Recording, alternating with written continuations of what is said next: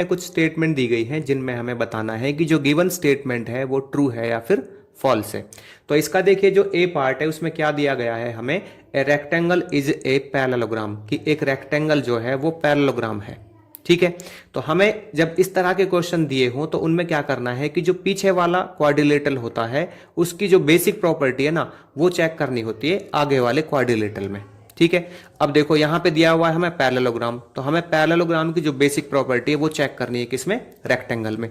तो बताओ भाई पैरेललोग्राम की जो बेसिक प्रॉपर्टी है वो क्या होती है, वो होती है कि इसकी जो अपोजिट साइड होती है वो क्या होती है, इक्वल होती है और पैरेलल होती है। अब हम चेक करेंगे रेक्टेंगल की बेसिक प्रॉपर्टी, वो होता है रेक्टेंगल की भी तो यही होती है कि उसकी अपोजिट साइड जो है वो इक्वल होती है और पैरेलल होती है। ठीक है, जब इसकी बेसिक प्रॉपर्टी इसमें मैच कर जाती है तो इसका मतलब क्या है कि ये है ट्रू। अगर मैच नहीं करती है तो वो हो जाएगा क्या, फॉल्स। उसी तरह से इसका बी पार्ट देखते हैं। तो बी पार्ट में यहां पे क्या है, स्क्वायर इज ए रेक्टेंगल, कि जो एक स्क्वायर है वो है रेक्टेंगल। तो रेक्टेंगल की बेसिक प्रॉपर्टी हमें चेक करनी है स्क्वायर की बेसिक प्रॉपर्टीज में। ठीक है, तो यहां पे रेक्टेंगल की बेसिक प्रॉपर्टी क्या है कि इसकी जो अपोजिट साइड है रेक्टेंगल की वो इक्वल होती है और पैरेलल होती है। ठीक है, क्या होती है, इक्वल होती है और पैरेलल होती है। अब यहां पे देखो स्क्वायर क्या होता है, स्क्वायर की जो सभी साइड है वो इक्वल होती है, लेकिन यहां पे ये भी तो है कि इसकी जो अपोजिट साइड है उनको मैं क्या कह सकता हूं, इक्वल और पैरेलल भी कह सकता हूं।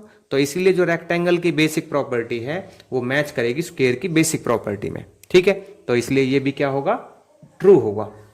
सी पार्ट देखते हैं इसका। तो सी पार्ट में हमें क्या दिया हुआ है, a parallelogram is a rhombus, की एक पैरेललोग्राम जो है वो रोम्बस होता है।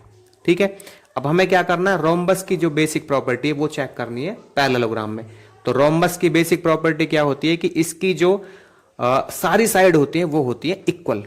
ठीक है, सारी साइड क्या होती है, इक्वल होती है।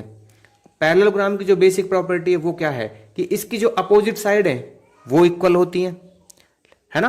तो इसका मतलब क्या हुआ कि जो रोम्बस की बेसिक प्रॉपर्टी है ना वो इसमें मैच नहीं करती है। इसकी तो सारी साइड, ठीक है, इसकी सारी साइड इक्वल होती है बट इसकी सारी साइड इक्वल नहीं होती है, तो इसलिए ये आ जाएगा फॉल्स।